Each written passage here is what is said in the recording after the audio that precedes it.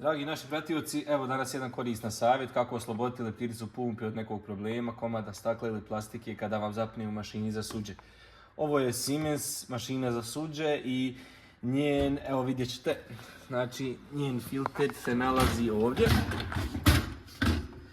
Znači ovaj filter, vidite kako je stavljen, morate tako i vratiti da ne može izići. Njen filter često, koliko često perete suđe, zavisno u njoj čistite i perete. Vrlo je bitno da je čist filter i oprat. A pumpa, znači vodena se nalazi ovdje, ta velika. I do te pumpe imamo postavljeno ovdje jedan kao zaštitnik za leptiricu pumpi. Taj zaštitnik skidate ovako. Potegnete znači prstom ka gore i onda odozdo potegnete, vidjet ćete ima dole kao rupa jedna i potegnete taj zaštitnik da bi izašao. Sad ćemo mi to skinuti. Da vidite gdje se nalazi leptirica. Evo samo moment. Evo ga.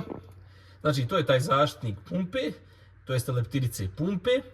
I tu se nalazi leptirica. Ja sam u ovoj mašini, znači nije htjela da izbacuje vodu. Našao sam komadić plastike zbog kojeg ova leptirica nije mogla da okreće. Znači vidite ta bijela leptirica nije mogla da okreće i da izbacuje vodu. I taj sam komadić plastike izvadio i sad će ova pumpa funkcionalno da radi.